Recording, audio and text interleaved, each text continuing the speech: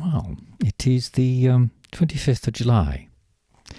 And I thought on this podcast, as we approach the first rehearsal, which is tomorrow, it seems opportune to share a little from the research that I've been lucky enough to do for this play. And I want to share by way of tribute and also by way of continuing my energy and need to put this play on, to share something from this quite extraordinary book. And these are diary extracts, and in some cases the entire diary entries of some of the soldiers who were executed in April 1940 in the Katyń forest area. The crimes were committed at various sites across the Smolensk area and into Belarus. But these particular diaries were found in the mass graves of the Katyń forest. And I was reading today from trying to teach myself a little Zen Buddhism. Because it seems to me a very sensible way to react to the world as it currently is, speaking personally. And one of the things that Thich Nhat Hanh recommends in his 15 mindfulness trainings that the Plum Village put in the centre of their practice is this beautiful sentence from the 9th mindfulness training, which is truthful and loving speech. We will do our best to speak out about situations of injustice, even when doing so may make difficulties for us or threaten our safety.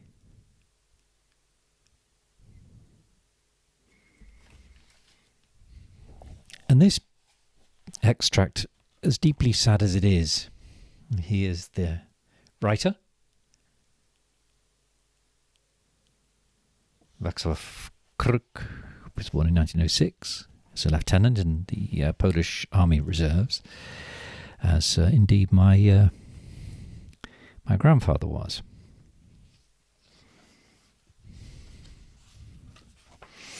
It is difficult to hear, but it's a voice silenced by injustice and by crime. And it is right that I share, for my own record as much as anything else, his voice. And he wrote on the 9th of April 1940 the following entry. Tuesday. We spent the night more comfortably than in the old cattle wagons. There was a bit more space, and it did not shake so badly. Today the weather was very wintry. Snow on the fields, as in January. We cannot figure out in which direction we're travelling. We travelled very little at night, currently passing a larger station. I didn't see such a station on the way to Smolensk on the map. The days are as they used to be. Yesterday morning they gave us each a portion of bread and sugar, and in the wagon some cold boiled water. And now noon is approaching and they're not giving us anything more to eat. They do not allow anything. You can go to the toilet only when the guards feel like it. Pleading or shouting does not help.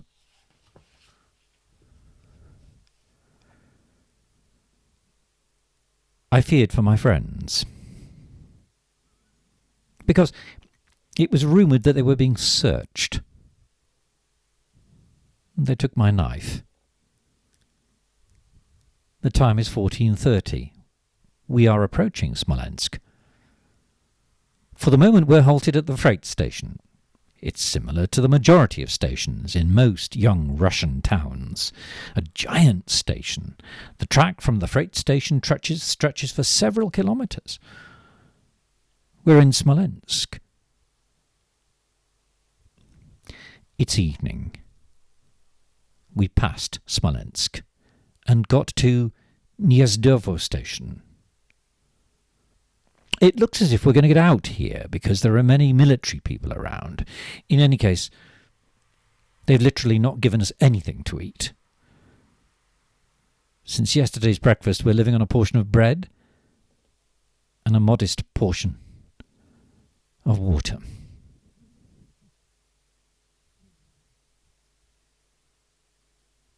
And there the entry ends, and there the diary ends.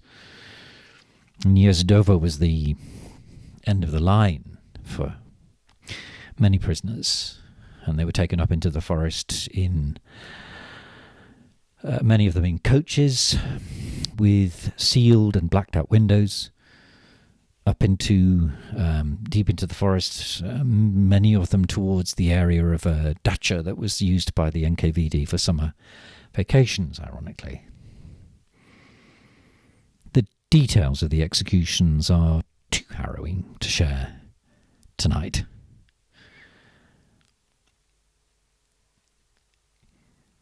But I wanted to share that entry the day before we start rehearsals for this play.